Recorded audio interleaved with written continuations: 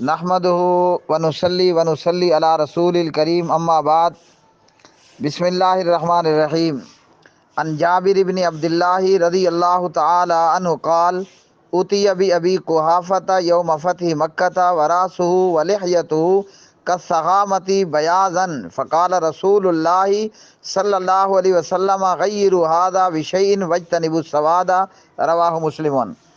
سوال یہ ہے کہ کیا سر کے بال یا داڑھی کے بالوں کو مرد ہو یا عورت ہو کالا کلر لگا سکتے ہیں؟ کالا کلر لگانا حرام ہے۔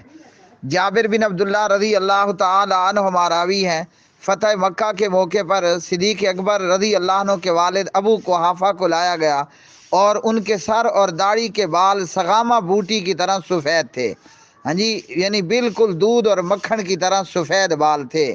تو آپ صلی اللہ علیہ وسلم نے فرمایا کہ اس کی سفیدی کو کسی چیز سے بدل دو اور کالے رنگ سیاہ رنگ سے بچو۔ تو اس حدیث سے بھائیو یہ معلوم ہوا کہ بالوں کو کالا کلر لگانا ممنوع ہے۔